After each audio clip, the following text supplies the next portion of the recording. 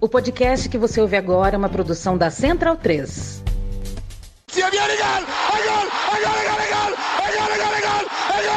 Parte Pina!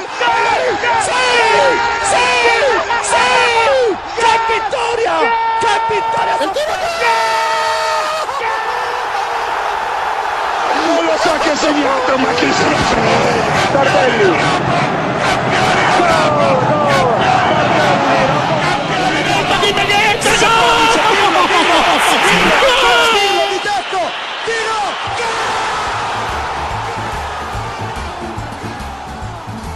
Olá a todos, sejam muito bem-vindos ao podcast da Cautiopédia, edição de número 44, número bonitinho, né? Número simétrico, redondinho. Vamos falar sobre a seleção italiana, né? A gente ainda tá aí na ressaca de data FIFA. Para quem acompanha os jogos do Brasil, a ressaca muito mais dolorida, né? Uma ressaca de corote. A ressaca da seleção italiana não é tão dolorida assim, é aquela dorzinha de cabeça, mas não parece que você está com dengue comparado com a seleção brasileira. Poderia ter sido melhor, a seleção italiana poderia ter avançado na Nations League como líder do grupo, não conseguiu e a gente vai falar por quê.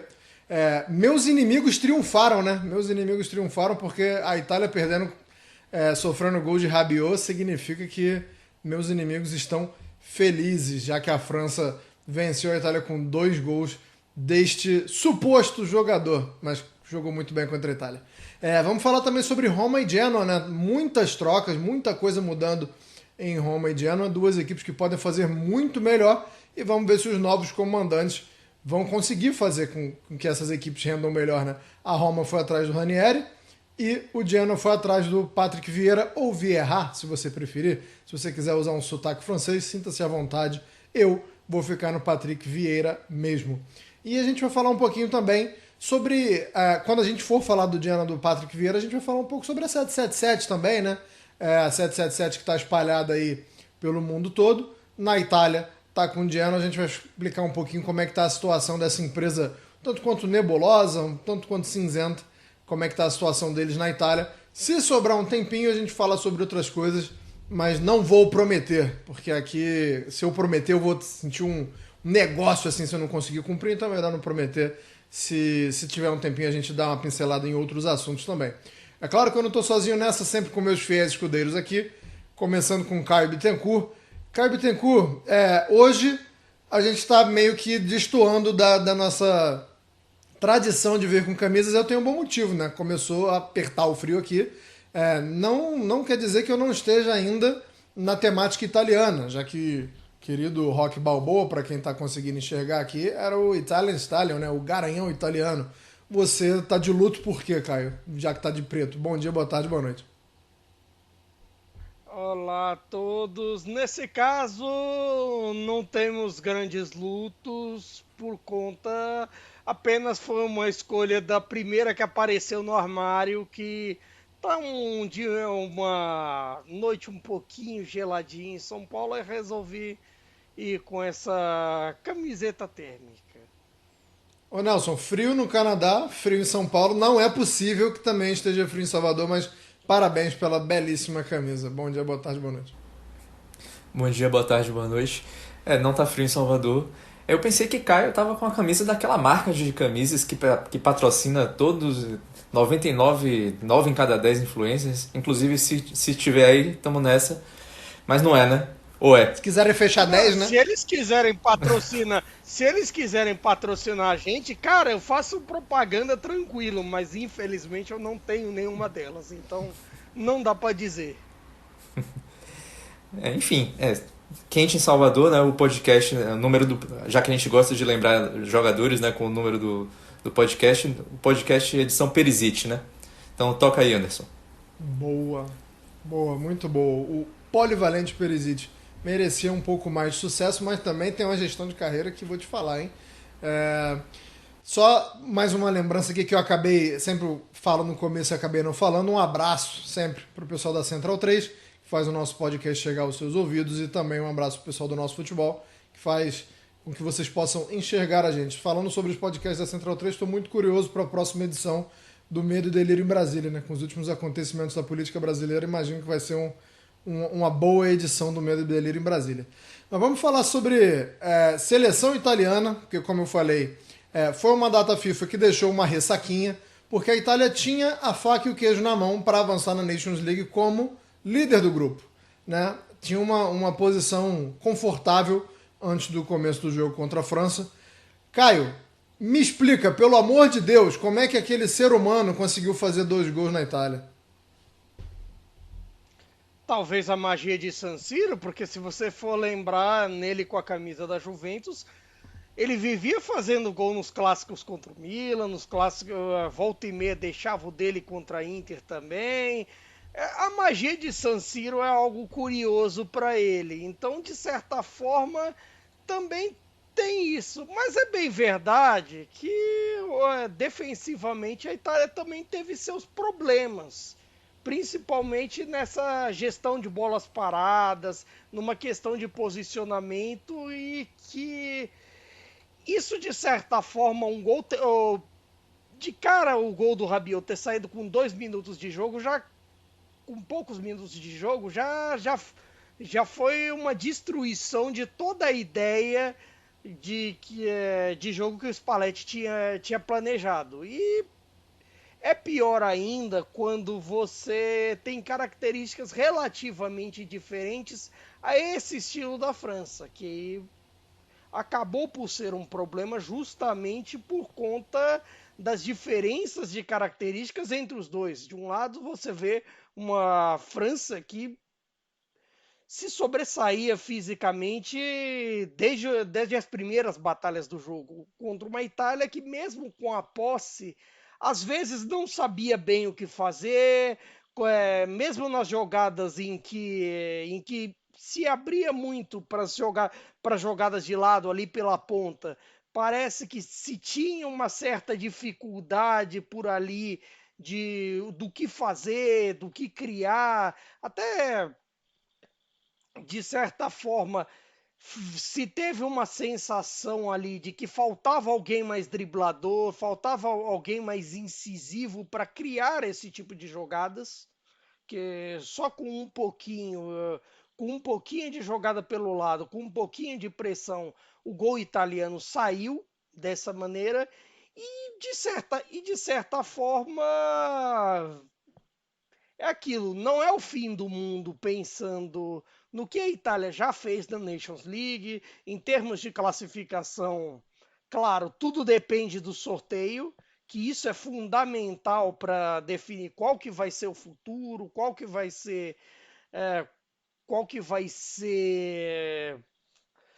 como que a Itália vai jogar daqui para frente, porque, querendo ou não, você tem que basear o seu jogo também por conta de seus adversários. Mas, sobretudo, também é fundamental você entender como é o seu adversário e partir em cima dele, tentar reduzir as vantagens. E parece que a Itália sofre um pouquinho mais contra seleções de um estilo tão físico e tão potente nesse estilo, como é o caso francês. E mesmo com uma França que não passa pelo melhor momento técnico, que uma França desfalcada nesse quesito. Então, isso talvez dê um certo ponto de interrogação, porque se você for parar para pensar, a Itália criou menos e conseguiu produzir menos por conta disso, mesmo tendo bola, mesmo sabendo o que fazer no jogo em dados momentos, mas sendo muito pouco incisivo.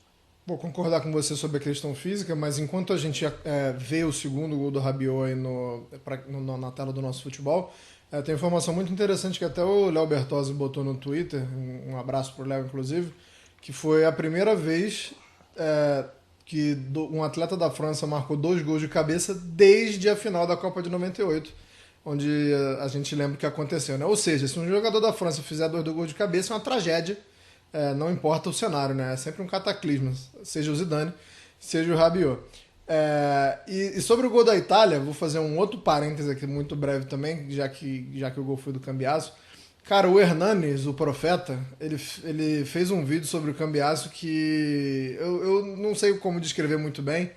Foi um vídeo de humor, um vídeo inteligente, mas a atuação do Hernanes longe de ser a mesma atuação que ele tinha nos campos. Então, assim, vale a pena você ver para rir do humor que ele tentou colocar e também para rir do desempenho do Hernanes como ator.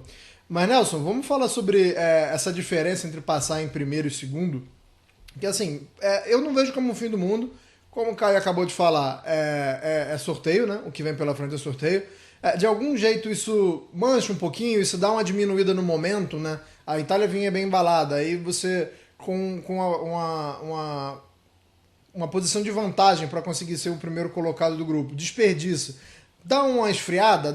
É um baldezinho de água fria ou nem tanto, porque a gente ainda não sabe o que vai acontecer? É um balde de água fria porque, apesar de ser sorteio, a gente já sabe que é pedreira, né? É Portugal, Alemanha ou Espanha. Inclusive, quando vocês estiverem nos ouvindo ou vendo, a gente já vai saber o adversário, né? Que vai ser o sorteio vai acontecer nessa sexta-feira, pela manhã. Enfim, é pedreira. Se não fosse, enfim, né, se a Itália tivesse passado primeiro, ao invés de Portugal, Alemanha e Espanha como possíveis adversários, seria Croácia, Holanda e Dinamarca. Bom, seriam difíceis também, obviamente, mas, enfim, a Itália não tem um grande histórico nem contra a Dinamarca nem contra a Croácia, né? A gente até falou muito sobre a Croácia, sobre esse histórico contra a Croácia antes da Euro. Também não é um histórico dos melhores, né?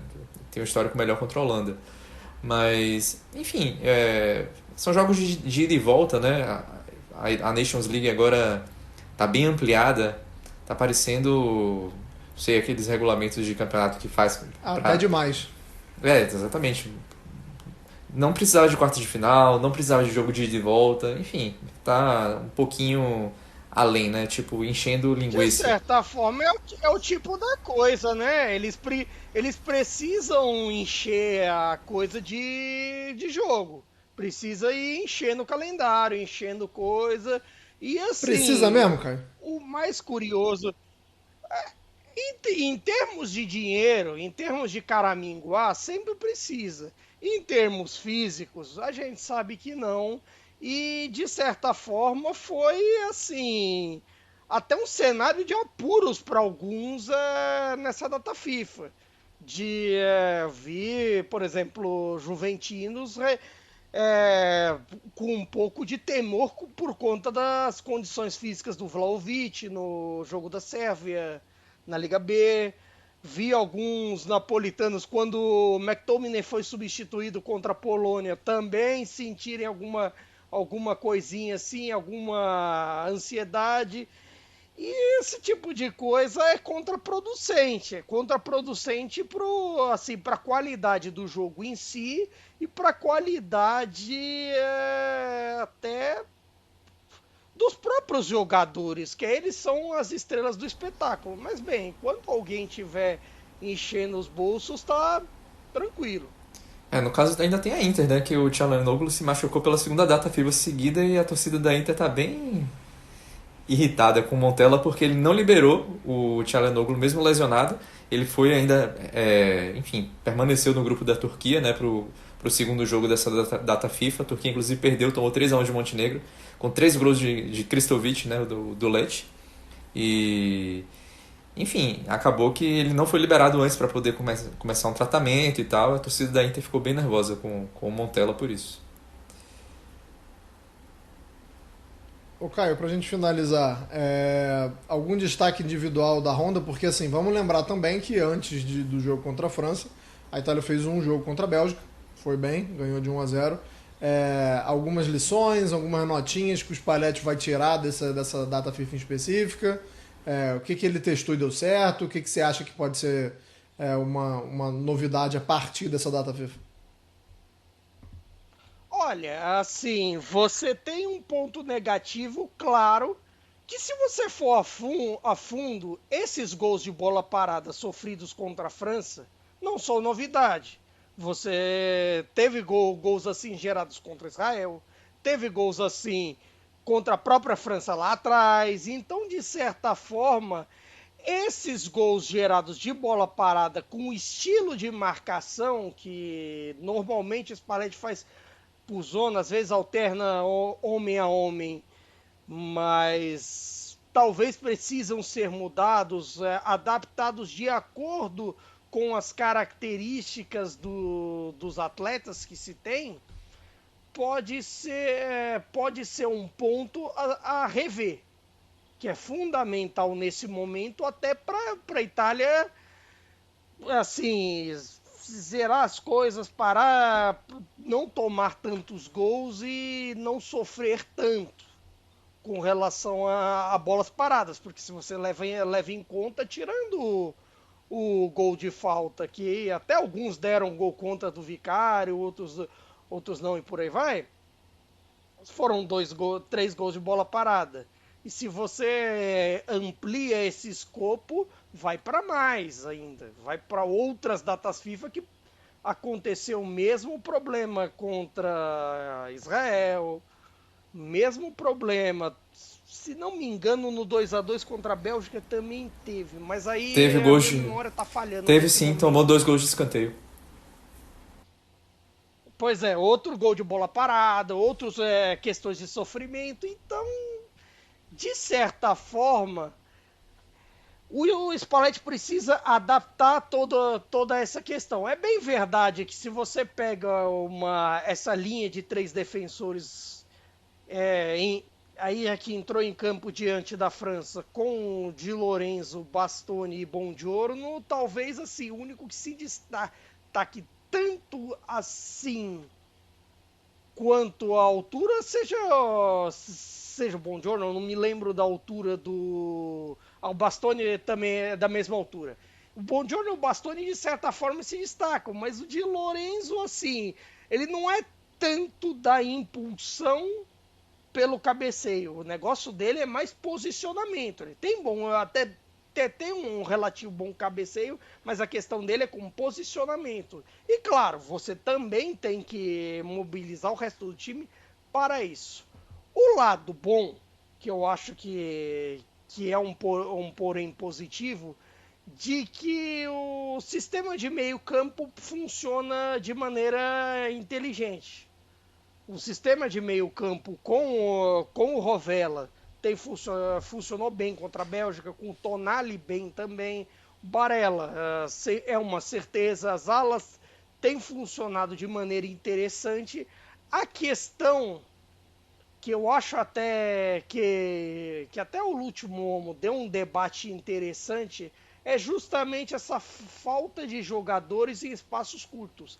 Aí você pode discutir se é uma questão do sistema, que é o sistema de 3-5-1 como base, ou assim, pela falta de externos ali, da falta de pontas, para tentar forçar o drible ali pela ponta e tudo mais, ou até mesmo da falta de característica para isso, porque contra a França a Itália completou 3 dribles o jogo inteiro. Isso, de certa forma, para um jogo mais físico, para um jogo... até que a defesa se porte um pouco mais para trás, defesa adversária, pode ser um problema. E até sugeriu-se no último Homo de convocar o Oristânio do Genoa, ou do Venezia, para tentar resolver essa questão. Porque o Oristânio, no Venezia, é um dos melhores dribladores desse campeonato. Tem até na edição passada, que eu citei que ele era um dos melhores dribladores desse campeonato nos números e continua sendo também. E por conta desse detalhe, pode ser interessante em um aspecto de drible, um aspecto de tentativa de criação de jogadas. Mesmo que a tendência de seleções, e aí você pode ver pela tática do Domenico Tedesco contra a Itália, como até mesmo pelas linhas do Deschamps contra a Itália, de tentar em linhas maiores. A Bélgica jogou com linha de 5 defensiva, a França teve maneiras assim de tentar conter os dribles, mas assim, o drible ganha jogo. E eu acho que essa é uma maneira de que a Itália pode melhorar na criação, principalmente em espaços curtos. E o que é o futebol, né? Porque nos jogos do Brasil só tinha ponta. Tinha um finalzinho de jogo, assim, 5 pontas em campo. E a Itália, nenhum, né? Ou assim, não faz parte do repertório do Spalletti, ou ele julga que não tem nenhum bom o suficiente. Interessante pra gente ver como é que cada país está produzindo um tipo de matéria-prima, né, cara? É engraçado nesse quesito que a ausência de pontas não é exatamente uma ausência de gente na função. Se você for parar para pensar, você tem casos como o Zacan e o Politano por ali. Às vezes a Itália tem assim dificuldade de formar alguém muito confiável que entregue bastante, porque é assim, claro, quem tinha nesse quesito do entregar com confiabilidade, hoje em dia está na reserva do Liverpool, que é o Chiesa, ou então casos que nem o Insigne, que recentemente estava até tentando cavar a vaga Vou ter que me manifestar por sobre isso. reclamando. Vou ter que me manifestar sobre isso. Não, ele disse numa entrevista assim, porque estou no Canadá, porque eu não posso ser convocado, que não sei o que, tal. E eu posso respondê-lo. Você não está sendo convocado, você não está jogando nada. Cara, a temporada do Bernardeschi que foi muito, muito boa. Muito boa mesmo. A Bernardeschi carregou o time em diversos momentos. E o Insigne teve muita questão das lesões também, né? Muitas pequenas lesões, não teve nenhuma lesão grave, mas muitas pequenas lesões que inclusive levam a torcida do Toronto a acreditar que ele não está se dedicando o suficiente para fazer fortalecimento muscular, para voltar inteiro, né? Então, assim, Insigne. Eu tenho uma teoria. Poderia até levantar essa bola, mas momento péssimo. Eu tenho até uma teoria sobre isso que eu acho que assim explica muito talvez da formação de alguns jogadores e até mesmo da dificuldade que a Itália tem em alguns jogos como esse com a França. Eu acredito que seja uma questão física também pela formação e do biotipo de jogadores. O Insigne acabou sendo de certa forma excluído da elite por conta disso. Se você olha onde que num contexto de elite, hoje em dia, você tem um ponta de 1,62 m, se não me engano, criando espaço. De certa forma, você tem que criar uma situação, uma zona para ele jogar. O Insigne era assim, querendo ou não. Claro, você deixava a zona ali da ponta esquerda para ele fazia o que queria. Se você desse espaço para ele jogar bola na ponta direita, jogar bola para o meio, ele vai lá e faz. O X da questão é que tem um momento que o teu lateral ou o terceiro zagueiro, ele vai dar um combate e acaba com o cara. Por uma questão lógica. E às vezes vai atropelar. Aí você, assim, caras mais baixos, assim, que não tem um físico tão avantajado, eles têm que compensar de outra forma. Pegar, por exemplo, alguém que não é tão alto assim. Pegar, por exemplo, o Barella. O Barella não é um cara para você dizer assim, que nossa, que altura. O cara tem 1,72 m. Claro, você não vai olhar agora, de repente, olhar a metragem do cara e pensar, não, vamos descartar esses assim. Querendo ou não, ainda não é vôlei nem basquete. Tem gente que faz, hein? Tem gente que faz.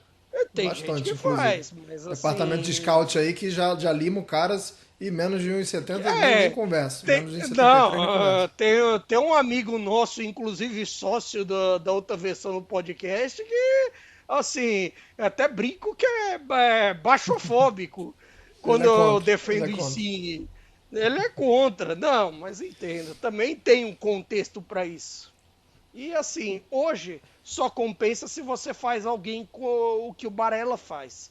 E em termos de seleção, mesmo caras que trabalham melhor em espaços, como é o caso, por exemplo, do Raspadori. O Raspadori tem fortes dificuldades no campeonato italiano, fortes dificuldades em jogos com o Napoli. Mas quando joga na seleção, joga melhor, com mais espaço, com um jogo mais lento, mais cadenciado, e aí é outra história.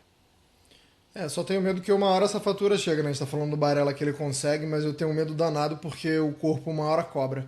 Vamos falar um pouco de Roma, Nelson. E é engraçado que a gente sempre tenta fazer uma rotação para não falar sempre dos mesmos clubes. Mas a Roma está nos forçando a falar dela sempre. É difícil a gente fazer uma edição aqui da Cautiopedia que a gente não dê uma porradinha na Roma. E vamos ter que bater mais hoje, porque já vou dar minha opinião aqui, jogando a pergunta para você ao mesmo tempo, de que a escolha do Ranieri foi uma escolha covarde da diretoria, né? Absolutamente nada contra o Ranieri, mas eu achei uma escolha bem covarde. Agora, queria saber sua opinião sobre essa escolha, não só pelo ponto de vista da diretoria, mas assim, como é que está o contexto da torcida, como é que está o contexto do time e do Ranieri, né? O Ranieri, pelo amor de Deus, gente, o Ranieri já não aguenta mais ser treinador. O lance é que muita gente não quis, né, assumir esse rabo de foguete aí que é a Roma atualmente. Enfim, se falou do Roberto Mancini, se falou de... Até me foge agora quais foram os outros treinadores, mas enfim, o Roberto Mancini era um que estava bastante cotado, né? Do Mancini, teve o Terzic. É importante dizer, foram 7 Montella. treinadores ao todo citados. Teve Terzic, Montella, teve Mancini, teve o Sarri, teve... Aí eu tô... Vamos continuando que até o final eu lembro dos 7. Mas aí também, eu acho que também foi foi meio que um tiroteio aí que a galera das especulações mandou. Porque, por exemplo, Montella não ia sair da Turquia para assumir a Roma agora. Contrato até 2026, se eu não me engano, tudo mais. Enfim, rolou uma grande ventilada aí, né? Mas o Ranieri não estava nessa, porque, enfim, ele estava aposentado, né? E ele, quando se aposentou, ele disse que a única chance de ele sair da aposentadoria seria por uma seleção. E aí veio a Roma, ele torce para Roma e, enfim, acabou mudando um pouco esse discurso depois, né? Falou que eu falei da seleção, mas se a Roma ou o Cagliari, né, que foi o primeiro time que ele conseguiu levar para a Série A no início da carreira dele e tal, tem uma identificação, se um dos dois precisasse, ele poderia se colocar à disposição. Foi o que aconteceu. Mais uma vez a diretoria tenta se blindar, né? Como foi quando demitiu o Mourinho. Demite o Mourinho, traz o De Rossi, que é um cara já consagrado dentro do clube como jogador, não como técnico. Depois demite o De Rossi, aí aposta no Juric, que é um cara que não tinha histórico, enfim, nenhum tipo de relação anterior com a equipe, enfim, né, com a torcida e tudo mais. Vê que dá errado e aí faz o quê? A mesma coisa, chama alguém da casa, né? Então, enfim, se a gente for considerar que a Roma está em 12º, Ranieri é um aposentado, mas enfim, né, não é assim, aquele aposentado, estava há 4 anos parado, ele estava treinando até pouco tempo, né? Então, assim, a gente pode dizer que ele ainda está na ativa, né? Não é um cara que saiu do mercado durante muito tempo. Enfim, acho que isso não vai fazer falta para a Roma. O Ranieri tem uma competência, provavelmente vai arrumar o time, provavelmente a Roma vai continuar jogando mal. O Ranieri, quando ele assume assim em meio de temporada, ele tem essa característica de ser um pouco mais pragmático do que ele geralmente né? Monta um time assim mais fechadinho. Foi assim, por exemplo, no trabalho dele na Inter, né? Que ele pega um time também uma situação muito similar à da Roma agora, né? Numa crise muito grande, uma rotatividade de treinadores e muita gente do elenco já, não vou dizer envelhecida, mas muito tempo no time, talvez um pouco acomodada, ali aquela sensação de fim de ciclo. São os chamados senadores, né? Os senadores meio ali já com poder demais e tudo. E aí a Inter joga mal, ele leva ali para o meio de tabela. A Roma, agora, ela está a 5 pontos do Milan, que é o 7º colocado, né? Do Milan e do Bolonha, que dividem ali a 7ª posição com um jogo a menos. Enfim, vamos colocar ali que essa 7ª posição seja uma posição de competição europeia, né? Porque tem uma vaga da Copa Itália e tal. Geralmente, quem ganha a Copa Itália já está classificado a um torneio europeu, então pode ser que essa 7ª vaga seja uma vaga europeia. Tá a 5 pontos, virtualmente 8. Não está tão longe ainda, tem muito campeonato pela frente. Dá, mas também já não é uma situação muito confortável para o Ranieri. Ele já estreia num jogo muito difícil, estreia contra o Napoli, outro time que ele já treinou também. E, enfim, não vou dizer que tem uma certa identificação, porque essa relação meio que se deteriorou com o tempo, mas chegou a fazer um bom trabalho por um certo período no Napoli, lá no início dos anos 90. E agora vai a Nápoles, né, jogar contra o Napoli. Não é uma estreia nem um pouco fácil, né? O Napoli ainda lidera o campeonato. E, enfim, né, a gente tem uma briga bastante apertada ali no topo da tabela, né? Para o Napoli também não será um jogo fácil, porque a Roma é um time que tem qualidade, né? Um time traiçoeiro. E, bizarramente, o Napoli pode acabar na 6ª posição, né, se perder esse jogo, né? A gente tem uma briga ali a gente já está agora chegando à 13ª rodada, e a diferença entre o primeiro e o sexto é de 2 pontos, né? Para quem não está acompanhando o campeonato assim, a gente tem essa briga ali muito, muito apertada na frente, e o Ranieri pode acabar bagunçando isso tudo aí, né? Isso é uma loucura, e eu vou inclusive dar uma cantada aqui na classificação de momento, né? O Napoli é o líder com 26, aí depois você tem Atalanta, Fiorentina, Inter e Lazio com 25, e a Juventus que é a 6ª colocada com 24. É um negócio de maluco. Caio, o Nelson falou que assim, já um pouco da identidade do histórico do Ranieri, de quando chega assim nesse tipo de situação, montar um time mais fechadinho, mais pragmático. Dá para ter um time mais fechadinho, mais pragmático com a Roma? Porque não sei se chega a ser um dos times mais sólidos, não, ou que inspire tanta confiança nessa solidez, não. Será que ele vai tentar mesmo assim? Eu acho que até dá para tentar, se você ir a fundo com algumas peças e tudo mais. O problema é que o ambiente ali se deteriorou. Parece ser mais uma coisa do quesito do dia a dia mesmo, de falta de confiança, de alguns pontos, do que exatamente algo tático, de alguma outra perspectiva nisso. Parece muito mais outras situações. E a Roma parece estar perdida no quesito fora de campo. Não é nem algo questão dentro de campo, e isso acaba estourando demais no que faz. É bem verdade que os Friedkin parece que não estão com a cabeça na Roma. Eles estão com a cabeça em Liverpool, lá na compra do Everton, em tudo que envolve a compra do Everton, de, claro, ser uma camisa importante, um clube importante como é o Everton, para primeiro se manter na Premier League, porque ultimamente os campeonatos do Everton foram mais para se manter do que para voos maiores. Quanto até você pensar no futuro, de qualificar o elenco, de um novo estádio que dá por sair lá, de certa forma parece que até o discurso dele com a Roma ficou um pouco meio de lado, e ninguém sabe muito bem o que é ali. Um exemplo foi essa ventilação de nomes de técnicos. Se falou, até citando uma notícia que repercutiram no La República, o Allegri disse não, os Friedkin, tanto o pai como o filho, não estavam convencidos com Frank Lampard, que foi um dos nomes citados, não acharam acordo com o Terzic, o Sarri não queria dirigir no meio de temporada, Roberto Mantini esperou, mas ele não queria esperar mais. O Montella tinha, assim, toparia negociar, mas nesse caso, eu negocio, mas são 3 anos de contrato. Os Friedkin queriam dar 1 ano e meio. Aí, no fim das contas, quem sobra? Ranieri, você é o cara que, assim, você não quer tentar? Aí, ele com Roma e Cagliari, pode ser qualquer situação. São as 2 grandes paixões da vida dele, são os clubes que ele atuou, são os clubes que são a força dos trabalhos dele como técnico, então, na Itália, no caso. Então, de certa forma, é inevitável. Assim, o Ranieri pode dar uma salvada nisso por conta dele conhecer o ambiente, saber pacificar, querendo ou não. Agora, se você compra briga antigamente, eu digo antigamente, semanas atrás, é incrível, mas para Roma parece até que essas semanas, esses meses duraram uma vida.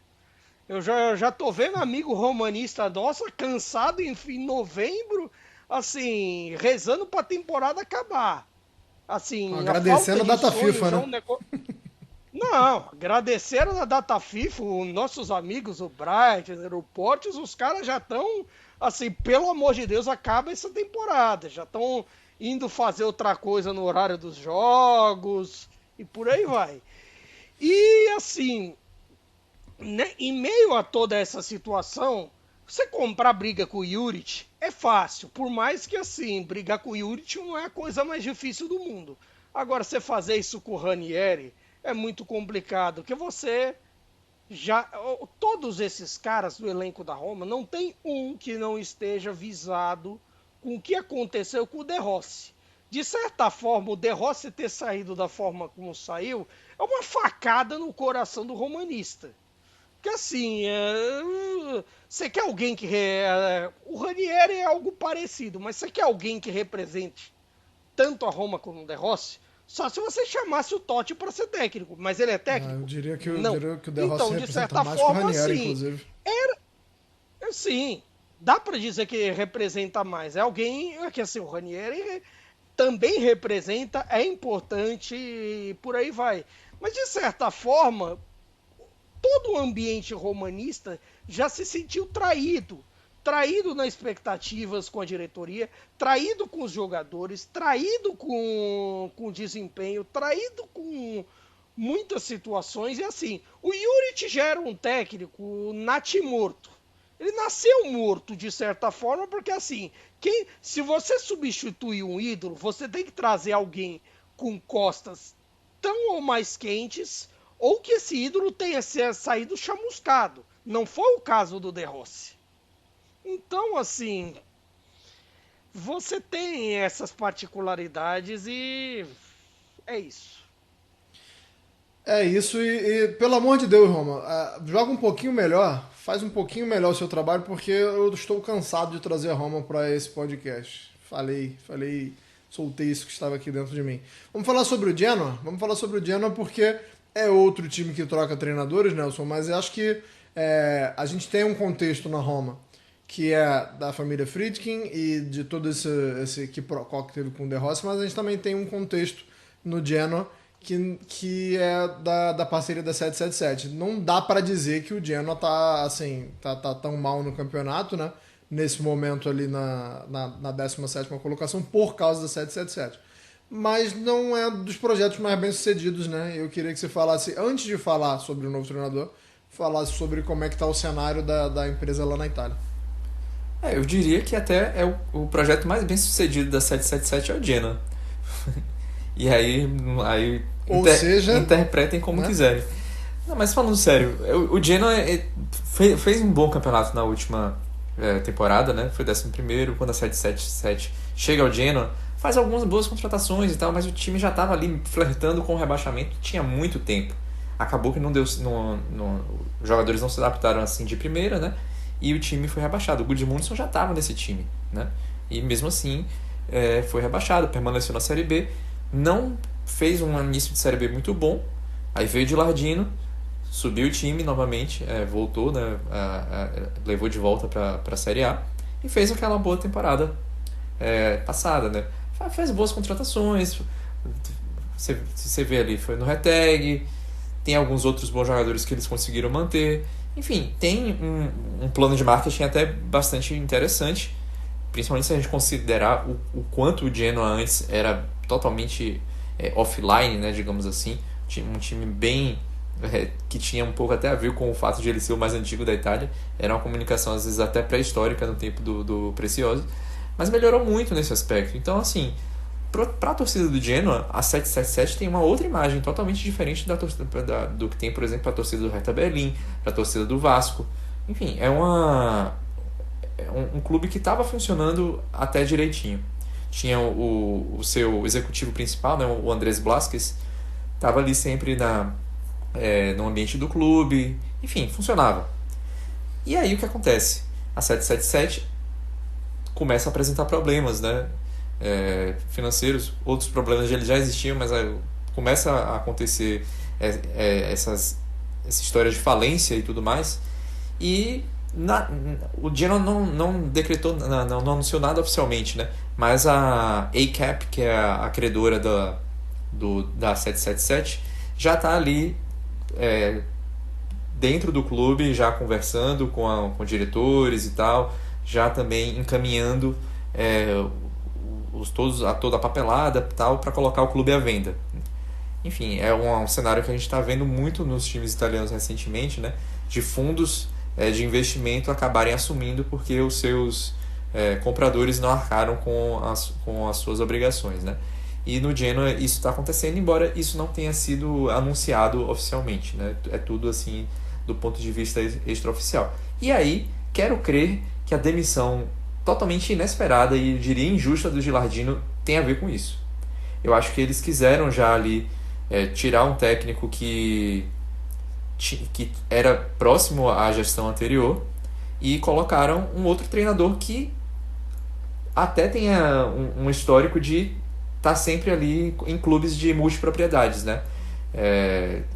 O Vieira, né? Strasbourg, Crystal Palace e tudo mais. Então, não sei se isso tem um pouco a ver... Exatamente. Não sei se isso tem um pouco a ver de ele terem colocado ele lá por poder, por ter essa experiência de trabalhar com multipropriedade. E a saída do Gilardino pelo fato de ele ser associado a essa gestão anterior. Mas acho uma demissão bem injusta. Acho que o Genoa, inclusive, entra num período de incógnita muito grande por causa dessa contratação do Vieira. Não exatamente pela qualidade dele, dos trabalhos dele como treinador, mas porque o Gilardino já era um cara da casa, era um cara que quando foi jogador jogou no Genoa, tinha identificação com a torcida, tinha ido muito bem lá, chegou até a ser convocado para a seleção enquanto jogava pelo Genoa, vinha fazendo um trabalho bom e nessa temporada estava sendo muito penalizado pela quantidade enorme de lesões no elenco, principalmente no setor ofensivo, né? A gente vê, por exemplo, sei lá, a gente pode colocar aqui o Júnior Messias e o Malinovski que se machuca, o Júnior Messias já está machucado há um tempinho e o Malinovski vai ficar machucado, vai ficar, enfim, né? Teve um problema no joelho sério e vai ficar aí até o final do campeonato ainda sem poder atuar. E várias outras, né? O Pinamonti carregando, teve que contratar o Balotelli, que estava sem clube, já com a temporada bastante à frente, e para completar a situação, eles trazem justamente um técnico que teve rusgas com o Balotelli no Nice. Então, faz muito sentido essa contratação. Eu acho uma contratação extremamente temerária, né? E acho que a torcida do Genoa não deve ter ficado muito satisfeita por todo esse histórico aí que eu acabei de mencionar. E o Genoa, nesse momento, ele está fora da zona de rebaixamento por um ponto. É um time que tem capacidade de jogar muito mais do que enfim, né, de ficar ali na 15ª, né, porque está empatado com o Cagliari, os dois times fora da zona de rebaixamento, então fica em 15º, né? Mas está a 3 pontos da Roma. Então a Roma diz muito sobre a Roma, mas também diz como o Genoa tem uma possibilidade, né? Tem uma chance grande de se tranquilizar um pouco mais, porque embora a Roma esteja a 4 pontos da zona de rebaixamento, ninguém imagina que a Roma vai ser rebaixada, por mais que esteja jogando mal. Então se o Genoa consegue ter essa folguinha, para o Genoa já fica um pouco melhor. Eu acho que o Gilardino conseguiria isso tendo de volta alguns jogadores. A gente já está quase chegando em janeiro, então também poderia contratar. E aí também reside outra questão. Como é que a ACAP, que está agora tratando desse assunto de bastidor, né, de questões financeiras e tal, como ela vai agir no mercado? Vai vender jogadores? Vai fazer contratações? O que a gente tem ouvido falar é que a empresa tem o interesse de não dilapidar o clube, de manter o clube ali com os seus ativos, porque fazer algo diferente disso é desvalorizar o clube e ela quer vender.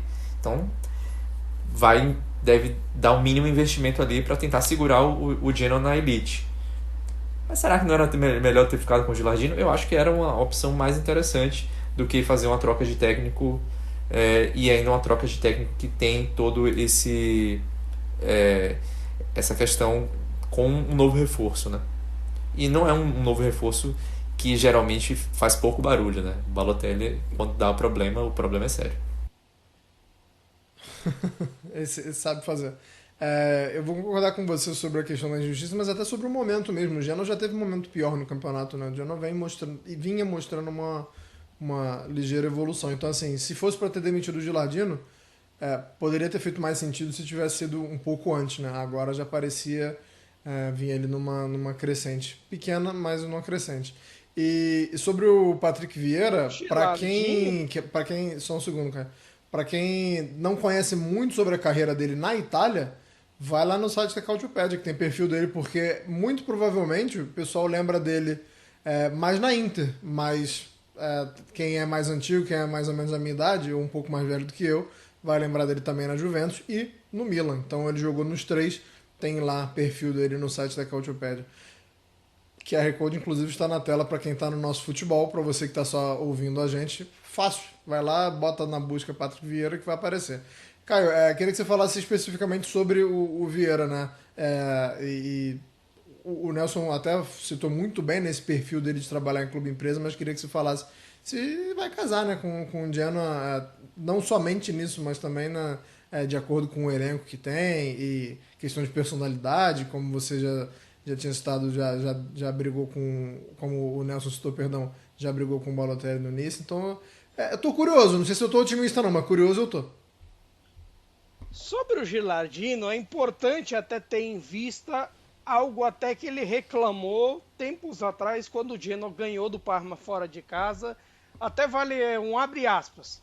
Esse ano nós fomos chamados a prova pela forma como foi o início do campeonato e pela evolução de tudo que aconteceu fora de campo. Temos que dar crédito aos meninos, eu tô com eles, mas eu não me importo. Vamos lutar até o fim, vou defendê-los, vou pra briga com eles até a morte. Falta apoio. Essa é a realidade, essas são as sensações que um treinador sente durante a semana. Não quero entrar em detalhes, estou pensando em trabalhar em campo com a equipe, isolando de outras situações. Não foi um período fácil, mas isso mostra que a equipe está pegada à camisa e é um caminho de trabalho que seguimos há um tempo, e isso é fundamental. Isso foi o que o Gilardino disse após ganhar do Parma no dia 4 de novembro, poucos dias atrás. Quem fala muito dá bom dia a cavalo, né? De certa forma, não digo que é uma situação em que você falou isso, de repente vamos cortar. Não, com certeza o Gilardino deve ter exposto essas situações na hora de cobrar. Tipo assim, opa, estão cobrando aqui, mas vocês fizeram isso pela gente lá no passado? Não. Então, assim, esse tipo de coisa gera pequenos desgastes, gera atritos e no fim das contas acaba sendo fundamental. Só que a 777 não pode esperar que o Patrick Vieira não seja isso. Que ele é isso aí ao quadrado. Ele tem experiências assim. No Nice que ele saiu assim. No Nice que fez até um dos melhores trabalhos dele. Com o próprio Balotelli, com gente boa. Ele conseguia classificar o Nice para as Copas Europeias. Teve trabalho que começou bem ali no Crystal Palace, que potencializou até um sistema defensivo interessante com o Joaquim Anderson e com o Mark Gay, e até alguns outros jogadores ali e tudo mais. Só que agora, assim, de começo, logo de cara, você já tem duas questões do Genoa. A primeira, Balotelli vai jogar ou não? A princípio você imagina que não, porque assim, para você competir com o Pinamonti é muito complicado, com o Pinamonti e com o Vitinho. E tem uma segunda que eu acho que é fundamental para um debate. O Vieira joga com linha de 4 defensiva. Ele sempre se acostumou a jogar com 4-2-3-1, 4-3-3, e essas foram as tônicas dos trabalhos dele no Nice, no Palace, foi assim no New York City também. Problema, o Genoa nessas primeiras rodadas se acostumou a atuar com 3 zagueiros, com Vasquez, com Voliaco, com o Bani. Ele vai tentar adaptar para uma linha de 4, ele vai tentar fazer com que Sabelli e Martins, que são alas que costumam atacar campo todo, tenham que voltar para a defesa? É um ponto. Interessante, não tinha pensado nisso não. E o convencimento do Villarreal geralmente não é muito sutil, né? Não é muito calmo, não. Vamos ver como é que vai ser. Vamos falar sobre outro clube rossoblu, porque o Bolonha tá melhorando, né? Tá melhorando, mas ainda chama muito a atenção, Nelson, no Bolonha que... inclusive, se eu não me engano, foi até o seu comentário final na última edição, né? De como o Bolonha estava mal na Champions, mas na Série A deu uma melhorada considerável, né? Assim, depois de um começo que, inclusive, era esperado que fosse difícil, né? Porque trocou muita coisa, trocou muita peça, trocou o treinador. Então, assim, a gente sabia que poderia ser que demorasse a dar uma esquentada. E esquentou, né, Nelson? Pelo menos na Série A. Mas também não melhorou tanto assim, né? Teve uma sequência positiva, mas eu vejo que tá... Por exemplo, ganhou da Roma, né? É o último jogo, né? Aí a gente fala, o que é que a gente já falou da Roma aqui, né? Pô, Então, a Roma já tá... O que a Roma tomou de pancada já, meu Deus. Ganhou do Cagliari e do Lecce. Teve um jogo contra o Milan que foi adiado, depois, pegando pra trás, né? Empatou com o Genoa, empatou com o Parma, empatou com o Atalanta. Aí ganha do Monza, que também tá lá embaixo, empatou com o Como, empatou com o Empoli, aí perde pro Napoli e aí já estamos na primeira rodada, o empate com a Udinese. É um time que perde pouco, mas empata demais, né? E isso é reflexo do... Perdeu uma vez, empatou 6, né? Só pra arredondar aqui. Mas isso é um reflexo de um time que não faz gol. O Bolonha é um time que contratou o Dalinga para ser substituto do Zirkzee e quem tá jogando é o Castro. Tá até jogando bem, tá fazendo gols, tá atuando ali como pivô, dando as suas assistências. Mas o que eu tô vendo nesse time do Bolonha é que tem algumas individualidades que estão se sobressaindo e isso tá fazendo com que a equipe se mantenha ali num patamar bom. Que é o Castro, o Orsolini, a gente pega o Miranda, lateral esquerdo, e o Skorupski salvando bastante no gol. Mas o Freuler está jogando menos do que pode, o Poste está jogando muito, muito menos do que pode. Agora a gente vai ter a volta do Ferguson, vai poder ter um pouco mais de noção do que está fazendo. O Ebischer também, se a gente for comparar o quanto ele jogava com o Thiago Motta agora, também é um cara que praticamente não aparece. Então é um time que você vê como a questão de um técnico poder extrair o melhor dos jogadores. Quando você troca o técnico, as coisas desaparecem, né? A evolução some. E é isso que o Vincenzo italiano está fazendo no Bolonha. Tá aí caminhando para a 8ª posição, que é o que ele faz. Sabe fazer, né? A posição Vincenzo italiano. E, Caio, dá para manter um pouco do otimismo, porque como o Nelson falou, os resultados melhoraram bastante, embora ainda tenha muita coisa a se acertar, mas a sequência que o Nelson citou, ela é um pouco mais fácil do que a sequência que vem, né? A sequência que vem agora, sem citar a Liga dos Campeões, né? Vou deixar a Liga dos Campeões de lado, mas falando só sobre Série A, o Bolonha pega Lazio, Venezia e Juventus. Então, assim, dá para manter esse otimismo aí, dá para imaginar que o individual ainda vai conseguir carregar o Bolonha um pouquinho, ou vamos voltar a ver uma descendente? É difícil você prever o futuro com base nisso, porque, querendo ou não, você tem formas até do encaixe. De certa forma, você tem pontos positivos no trabalho do italiano, até para você potencializar bem o Orsolini, que tem tido momentos interessantes, o Endoye e o Odegaard.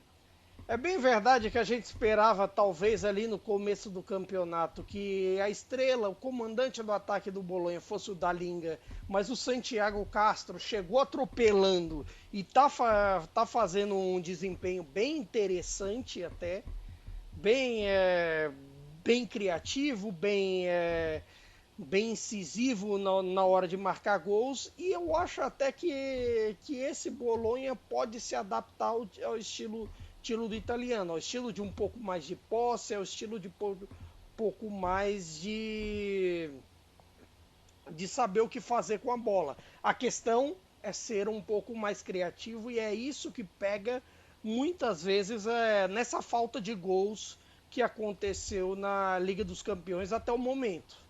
E eu acho que talvez aí que esteja um pouquinho a diferença do saber lidar com o europeu, claro que também tem um peso do próprio ambiente do Bolonha nos jogos europeus. Afinal de contas, é a volta do Bolonha depois de muito tempo às Copas Europeias. Não é nem só a Champions League, as Copas Europeias no geral. E, sobretudo, um elenco que tem pouco know-how nesse quesito. Mas eu acho até interessante ter em conta que é um Bolonha que aposta nos jovens. Se você for parar para pensar, só o Santiago Castro ele é o quarto sub-20 com mais minutagem no campeonato. O que já é interessante, que é um campeonato até aqui de alta minutagem dos jovens. Isso não só no Bolonha, não só nos outros. Um campeonato até... Só que, por outro lado, também não é uma minutagem alta do quesito de promessas italianas. É muito de estrangeiros. Você tem o Belayani, que está bem no Verona, que é o líder dessa minutagem. Até tem os dados que a revista Undit colocou aqui. É mais ou menos assim. O Belayani do Verona, 871 minutos em campo até aqui. O Dorgu do Lecce, que é bem badalado também, 852. Tem o Nico Paz do Como com 799. E aí vem o Santiago Castro, 770 minutos até aqui. E isso acaba, de certa forma, criando casca.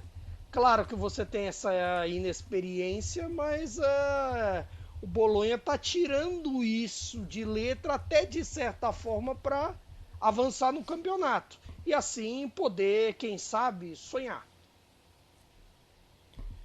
Não sei qual é o sonho do Bolonha exatamente não, né? Talvez novamente a competição europeia. Acho que o sonho o Bolonha viveu na temporada passada e está colhendo os frutos agora. Eu acho factível o Bolonha sonhar com competição europeia. Só que assim, de certa forma, é engraçado como esse modelo novo de Champions acaba que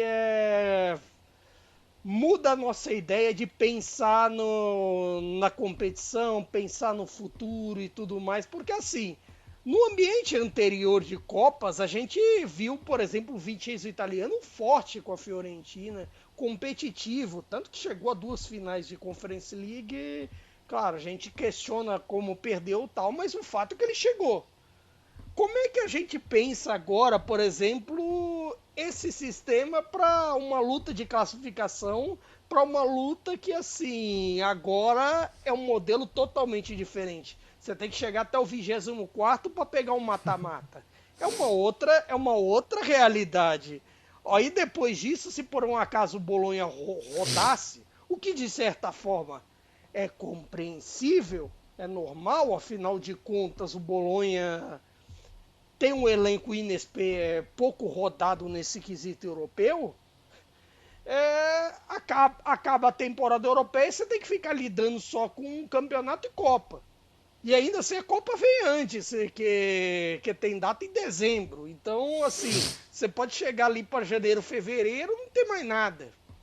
Tudo bem que a Champions vai até janeiro, mas olha, a Champions, Europa League e até a Conference League. Bom, são doideiras que a gente ainda está processando como faz desses novos modelos de Copas Europeias. Porque, assim, alguns parece que estão se dando bem pra caramba até. A gente pode citar o caso da Lazio na Liga Europa, você tem até a Inter interessante na Champions e outros que a gente tem um ponto de interrogação. O admirável mundo novo, né, depois dessas mudanças da UEFA. Pessoal, vamos encaminhando aqui para a reta final. Vou dar aquele minutinho para vocês darem o destaque final de vocês. Começando por você, Nelson. Eu nem tenho esse destaque final assim demais não, viu? Eu só vou falar que, enfim, a gente tem no final de semana aí tem Milan e Juventus, né? A gente não tem falado muito de prévias de jogos aqui, porque, enfim, né? Senão vocês vão escutar e depois, quando forem escutar mais pra frente, já vai ter passado o jogo, não faz muito sentido. Mas, enfim, existe uma questão muito grande, né? Por que Milan e Juventus não é considerado um derby? Não é considerado um derby, não. Vocês sabiam disso? Vocês estão ouvindo a gente? Não é considerado derby. É considerado apenas um clássico. Já o Napoli e Roma que tem no fim de semana é derby del Sole. Durmam com essa. O mais Aprendi louco alguma coisa é que nova. se você for parar para pensar, a Roma não é o maior clássico do Napoli, embora você tenha esse ponto. Não, o maior clássico é com a Juventus. Na verdade, se você for a fundo com a Juventus, é o maior clássico para todo mundo, menos para Roma e Lazio. Você pode ser para qualquer grande torcida. Pode perguntar para o Toro, Fiorentina, Milan, que inclusive já deu até em pesquisa também. Tipo, perguntaram, qual que é o seu, o que você mais odeia, considera como maior rival? Juventus, Inter nem se fala, Napoli nem se fala como detesta. No fim das contas, o único derby que é assim, os dois se odeiam ferrenhamente é Roma e Lazio, tem o outro como maior rival. Mas o critério de derbys é uma coisa meio maluca na Itália. É meio que assim, ou se prende com cidade, ou mesmo, às vezes, o regional não é tanto certeza. Você tem aquele negócio lá do derby dos Apeninos, né, por exemplo, que é ali próximo. Tem o derby dos Apeninos, né, que é a cordilheira dos Apeninos, que tem ali, né, divide, de um lado fica Bolonha, do outro lado fica Florença. Então tem o derby dos Apeninos por causa dessa proximidade, né? Mas é isso, em geral, os derbys são considerados derbys regionais, né? Que aí você pega tanto a cidade, como por exemplo Milão, Turim e tal, e também tem os derbys regionais, os derbys da Lombardia e tal, mas Napoli e Roma foge disso, porque é o derby do Sol, são duas cidades, né, Roma e Nápoles, que ficam do centro ao sul da Itália. Mas isso não é comum, você atribuir a características De certa forma, sabe qual que é o engraçado? Se você pergunta qual que é o derby regional do Napoli, ninguém sabe dizer assim qual é. Porque assim, ao longo dos anos, tentou-se um segundo time da campanha, assim, que, sei lá, competisse na A com o Napoli. Você teve lá atrás o Catanzaro, aí nos anos 80, e até um pouco mais fixo, você tem o Avellino, você tem a Salernitana. Só que assim, você disser regionalmente, assim, qual que é, ninguém bateu a conclusão exatamente qual que é o derby e tal. E aí, de certa forma, é claro, acabam prevalecendo os clássicos entre as maiores torcidas. É o caso da rivalidade com a Roma, da rivalidade com o Milan, da rivalidade com o Inter, Juventus, Lazio e por aí vai. Já que a gente está falando de derby de cidades que não são da mesma região, tem outro, né? Um outro derby que é aí já nas divisões inferiores, que é o derby do Estreito, né? Que é do Estreito ali de Messina, que são times da Calábria com os times da Sicília. Mas isso é uma raridade imensa no futebol italiano. E provavelmente até é por isso que Milan e Juventus não é considerado um derby. Agora, porque esses outros são motivos geográficos, agora você históricos. tem um tempo muito menor pro seu destaque final, hein, Caio? Que agora a gente mergulhou no derby. De certa forma, esse debate é até melhor sair com o meu destaque final também, porque de certa forma esse debate é o que enriquece e a gente começa a discutir sobre história, a discutir sobre contextos jornalísticos, a contextos de força de torcida, querendo ou não, porque de certa forma são alguns clubes que criaram força nacional com o tempo. A gente fala tanto das maiores torcidas e tudo mais, das grandezas, e eu acho que grandeza no futebol indubitavelmente tem a ver com torcida, não adianta não ser, e é um pouco disso. De campo e bola, talvez a gente deixe bastante para as próximas edições. Gostaram da aula de história e de geografia, gente? Eu gostei. Espero que vocês tenham gostado também. E a gente está sempre tentando fazer isso, sempre tentando trazer essas curiosidades para vocês. Não só aqui, mas também lá nas redes sociais da Cautiopédia, no site. É sempre interessante saber um pouquinho mais sobre o país, né? É legal falar de campo e bola, mas entender um pouco desses outros aspectos é tão legal quanto. Um abraço para todo mundo que nos assistiu no nosso futebol, que nos ouve graças à parceria com a Central 3. E nos vemos e nos ouvimos em 2 semanas, beleza? Arrivederci e tchau.